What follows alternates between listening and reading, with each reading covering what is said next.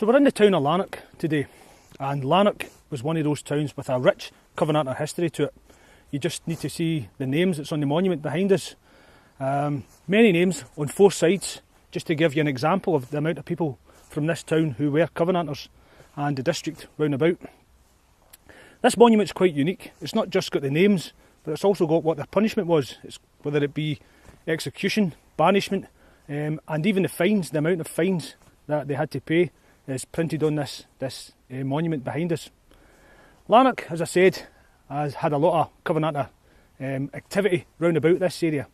The town itself was host to the Covenanters on their way through to the Battle of Rolling Green, ultimately defeat.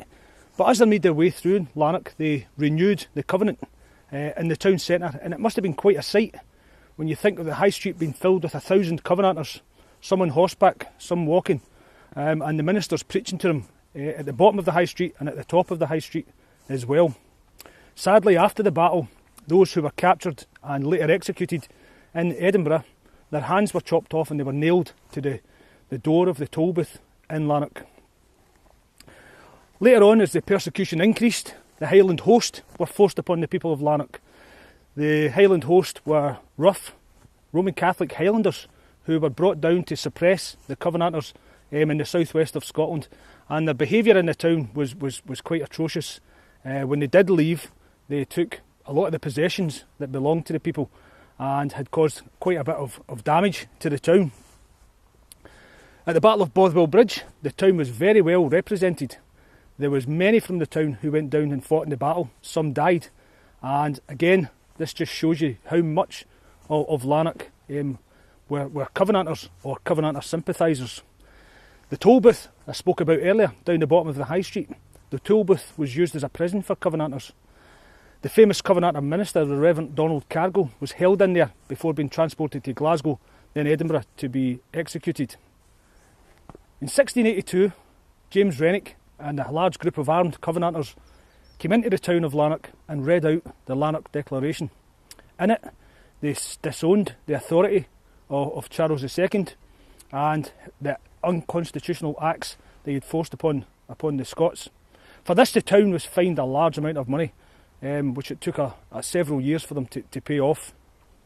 So we're now in the old part of the cemetery here in Lanark. Behind us we've got the ruins of St Kentigern's.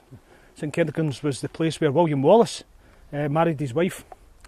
Just behind it there's a grave of a Covenanter, a man called William Harvey, or Hervey. William Harvey was a weaver in the town, and he was arrested. He was charged with taking part in the Lanark Declaration, but also of being at Bothwell Bridge, and he was brought to the town cross, down outside the toll booth, and he was executed, and his grave is just over here.